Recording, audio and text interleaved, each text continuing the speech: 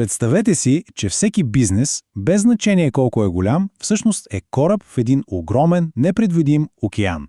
Океан, пълен с мощни течения и внезапни бури, които просто не могат да бъдат контролирани. Ето това всъщност е маркетинговата среда. И честно казано, разбирането й е тънката граница между успешния курс и корабокрушението. И това ни води до големия въпрос, нали? Отговорът обаче не е толкова въпрос, колкото си мислим. Не се крие само в страхотния продукт или в гениалната реклама. Ключът е способността да четеш морето, в което плаваш. И точно тук е разковничето. Маркетинговата среда е общо взето всичко, което не зависи от нас. Както се казва, не можем да спрем вятъра, но можем да си настроим платната. Ето това е работата на маркетолога. Не да се бори с вятъра, а да го използва. Добре, но как да се ориентираме в такъв огромен океан? Ами, за да си улесним живота, го разделяме на две, да ги наречем основни зони – микросреда и макросреда. Това е нещо като нашата навигационна карта. Нека си го представим по-образно. Микросредата, това са, да кажем, близките води. Вълните, които се плискат директно в корпуса на нашия кораб и усещаме веднага. Макросредата, от друга страна, това са дълбоките, мощни океански течения. Те са по-бавни, по-глобални, но движат абсолютно всичко. Супер! Нека започнем с микросредата. Тоест да погледнем какво се случва съвсем близо до нас, до нашият кораб. Това са играчите, с които имаме работа всеки ден и които влияят пряко на операциите ни. И на първо място, разбира се, са доставчиците. Те са тези, които зареждат кораба с всичко необходимо, от гориво до провизии. Без тях, честно казано, изобщо не потегляме. И тук зависимост е наистина огромна. Само си представете, една забавена доставка, някой по-некачествен материал и цялата мисия може да се провали. Затова добрите, стабилни отношения с доставчиците са, абсолютно ключови. Естествено, в това море никога не сме сами. Наоколо има и други кораби, нали? Това са конкурентите.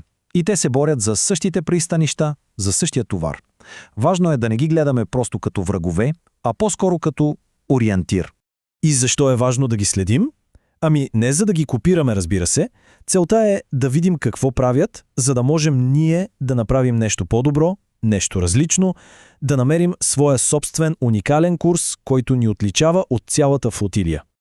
Добре, имаме кораб, имаме товар, но ни трябва и екипаж, който да ни помогне да стигнем до пристанището. В бизнеса това са посредниците.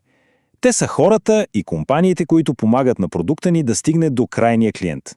Говорим за дистрибутори, транспортни компании, рекламни агенции, онлайн платформи, всички те. Без тяхната помощ, нашият страхотен продукт може просто да си остане на склад и никога да не стигне до ръцете на потребителите. И накрая, в тези близки води имаме и така наречените публики. Представете си ги като наблюдателите на брега. Те не са непременно клиенти, но гледат какво правим, коментират и мнението им има огромна тежест. Кои са те? Например, медиите, някакви финансови групи, местната общност, дори влиятелни хора в социалните мрежи. Тяхното мнение може да ни донесе силен попътен вятър или пък да предизвика истинска буря. И знаете ли, в днешния дигитален свят репутацията е може би най-ценният актив. Добре, до тук с близките води. Време е да вдигнем поглед от палубата и да погледнем към хоризонта. Сега ще говорим за макросредата. Онези големи, бавни, но колко мощни течения. И тук говорим за сили, които влияят не само на нас, а на абсолютно всички.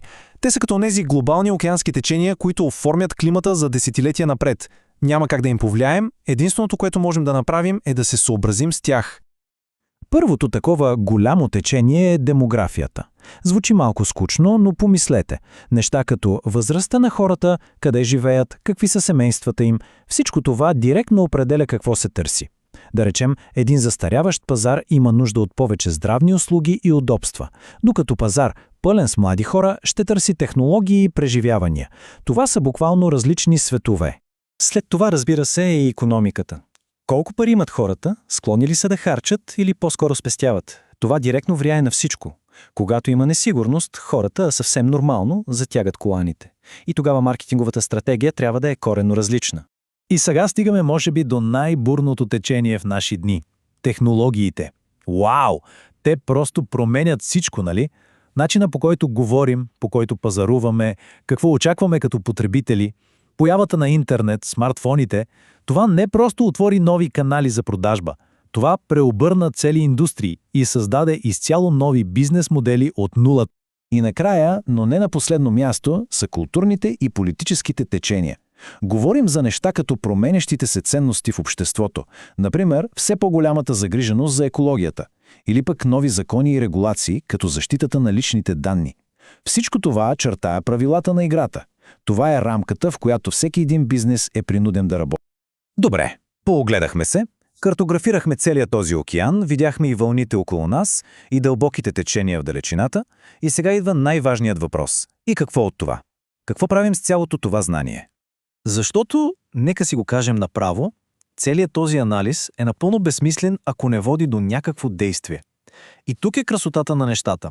Може да не можем да променим средата, но винаги можем да променим себе си. И как става това? Ами с нашия основен инструмент – маркетинговия микс. Това са 4 неща, които са изцяло под наш контрол. Самия продукт, неговата цена, мястото, където го предлагаме и начина, по който комуникираме за него. Това са нашите платна, нашият рул, нашият компас. И ето я връзката, показана съвсем ясно. Нещо външно и неконтролируемо се случва и това ни кара да вземем вътрешно контролируемо решение. Точно това правят успешните компании. Те не си заравят главата в пясъка. Постоянно гледат към хоризонта и са готови да завъртят руля във всеки един момент. И така, нека завършим с един въпрос за размисъл. Защото разбирането на тази среда не е нещо, което се прави веднъж и се забравя. То е постоянно умение. И в бизнеса, точно както и в морето, най-голямата опасност не е бурята, която виждаш на хоризонта, а онова скрито течение под повърхността, за което дори не подозираш.